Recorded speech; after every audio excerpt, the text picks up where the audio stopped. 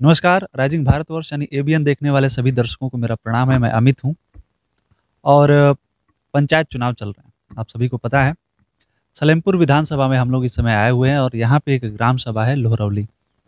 और आज अभी इस समय हम लोग जिनसे बात करने वाले हैं, वो यहाँ पे विधानसभा अध्यक्ष हैं समाजवादी पार्टी के। जी, जी स्वागत है आपका बहुत-बहुत। जी, सबसे पहले इस गांव सभा में आने के लिए आप सभी मीडिया साथियों को मैं अपने तरफ से, अपने ग्रामवासियों की तरफ से आप सभी का स्वागत, वंदन, अभिनंदन करता हूं। आप विधानसभा अध्यक्ष हैं समाजवादी पार्टी से। तो पंचायत चुनाव या ग्राम सभा का चुनाव आप लड़ रहे हैं, तो इसके पहले कब आपके मन में आया कि चुनाव लड़ना चाहिए? कब से शुरू कब से? 5 दिसंबर 1992 को बेगम हजरत महल पार्क में समाजवादी पार्टी का गठन हुआ और तब से हम राजनीति में सक्रिय हैं। अच्छा। हाँ, उस समय से छात्र जीवन में थे।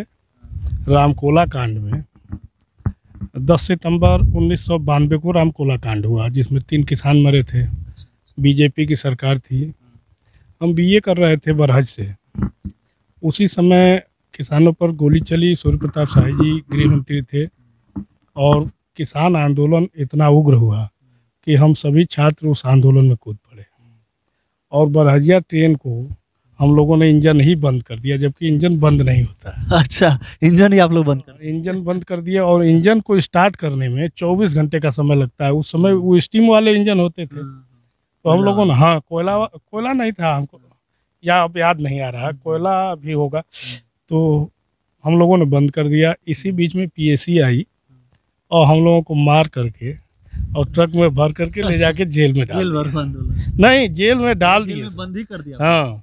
और हम लोग लगातार 6 दिन तक देवरिया जेल में रहे और देवरिया जेल से जब हम लोग रिहा हुए तब से लगातार हम लोग संघर्ष में ही आ गए। तब से राजनीति में सक्रिय रूप से हाँ, राजनीति में सक्रिय रूप से हो गए और आज तक लगातार राजनीति में समाजवादी पार्टी ने मुझे 5वीं बार लगातार विधानसभा अध्यक्ष बनाया है।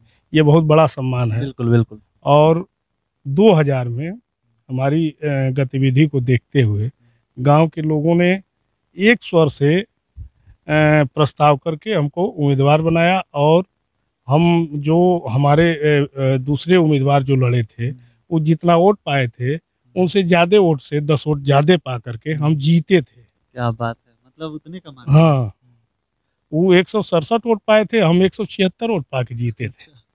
इतना अंतर था। और तब से 2005 में हम हार गए, 2010 में फिर जीत गए। अच्छा, दूसरी बार भी आप जीते? हाँ, 2010 में जीत गए, 2015 में हारे हैं। और आपको मैं विश्वास दिलाना चाहता हूँ, जो जनता का प्यार और स्नेह मिल रहा है, इसमें मैं आपको विश्वास दिलाना चाहता हूँ कि जीत भी 100% पक्की है। और 2021 भी हम प्रधान होने जा। अच्छा, प्रधान जी या भाई साहब या प्रधान जी ही हम कहेंगे आपको। ये हार जीत का सिलसिला चलता रहता है। बिल्कुल, जनता चुनती है अपने मन से। लेकिन जैसे इस समय आपको लगता नहीं है कि माहौल थोड़ा सा ज़्यादा खराब हो गया है पहले की अपेक्षा? आप इतने दिनों से राजनीति में हैं, जैसे शराब वगैरह का बता रहे हैं। जैसे 2000 में जब हम प्रधान हुए थे तो कुल 5-7 हज़ार रुपया खर्च हुए। क्या बात है, कुल 5-7 हज़ार? हाँ, हमारे पिताजी हमको 3900 रुपया ले आके दिए थे और कुछ ये भैया हमारे लगाए थे। एक आदमी, अब आपको बताएंगे कि बगल वाले एक आदमी 2 बकरा पोसे थे, उसी समय बेचे थे और वह पैसा ले करके, और आप समझ सकते हैं कि मैंने किस तरह का सहयोग मिल रहा था। और उसी कुल 5-7 हज़ार रुपये में हम लोगों ने अपना पर्चा भी खरीदा, सिक्योरिटी भी जमा किया और सारे मेंबरों का पर्चा भरा। उसी में सब लोग मिठाई भी खा लिए और जीत की मिठाई भी खा लिए। अच्छा, उसी साथ 10 माने अधिकतम 10 हज़ार मान लीजिए। और ठीक इसके उल्टा 2005 में लगभग, अब चुनाव बिगड़ता जा रहा था, 2005 में हमारा खर्च हुआ लगभग 50 हज़ार। बहुत ज़्यादा है। मैंने 5 किलो काफ़ी रफ्तार बढ़ गई 5 साल में।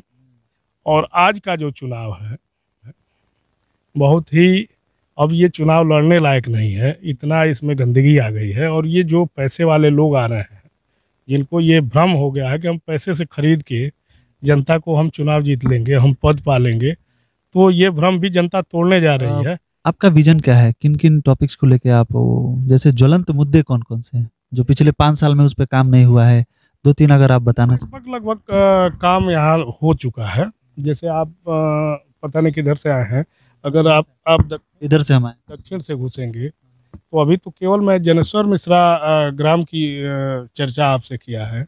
ये 41 लाख का पिच हमने रीपिच करवाया सरकारी ट्यूबवेल तक, जहाँ आप टेरिया गए थे।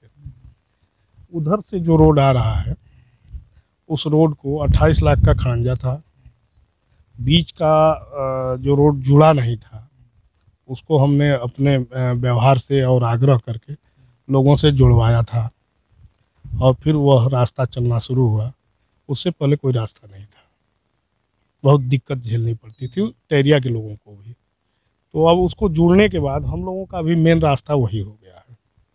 फिर वो पिच हुआ, 36 लाख का पिच है वो।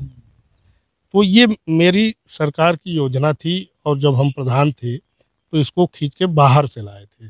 शेष जो गांव के पैसे थे उससे आप ये जो खड़ंजा देख रहे हैं, इधर आप जिधर भी जाएंगे उधर हमारा ही बनवाया रोड मिलेगा। ये नया बस्ती है जहां हम आप बैठे हैं, हमारा घर है। तो यहाँ पहले कोई रास्ता नहीं था, ये बागीचा था लंबा सा। हमारे होने के बाद, या ये कहिए कि यहाँ बसने के बाद, आप इधर भी निकलेंगे तो हमारा बनवाया हुआ है, और इधर भी निकलेंगे तो हमारा बनवाया।